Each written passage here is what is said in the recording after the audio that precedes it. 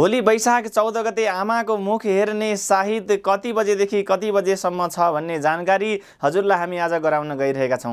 त्यसो त आमाको मुख हेर्नको लागि कुनै पनि साहित्य र मुहुर्तको आवश्यकता पर्दैन, तर पनि कुनै पनि शुभ कार्य उत्तम मुहुर्त र साहित्यमा गरेको अत्यन्त शुभ फलदायक हुने गर्दछ। त्यसै कारणले गर्दा भोलि आमाको मुख हेर्दा पनि बिहानको 8:30 बजेदेखि 11:30 बजेको बीचमा हेर्नुभयो भने सर्वोत्तम मानिएको छ।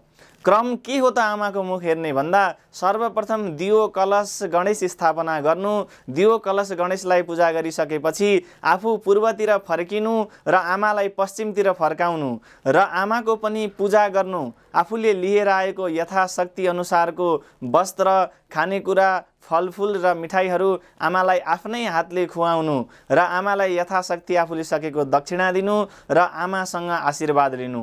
यदि आमा हुनुहुन्न हजुरको अथवा हजुर आमादेखि टाढा हुनुहुन्छ, विदेशमा हुनुहुन्छ भने हजुरले आफ्नो आमाको नाममा फलफुल र मिठाई किनेर लिएर आउनु र आमालाई भिडियो कल गरेर दर्शन गर्नु। आमा नहुनेले आमाको फोटो हेरेर दर्शन गर्नु, आमाको फोटो पनि नहुनेले आमाको अनुहार स्मरण गर्नु र आमाको नाममा लिएर आएको फलफुल र मिठाईहरू कुनै गाईलाई खुवाइदिनु अथवा ब्राह्मणलाई दान गर्नु अथवा मन्दिरमा लगेर चढाइदिनु। राधे राधे।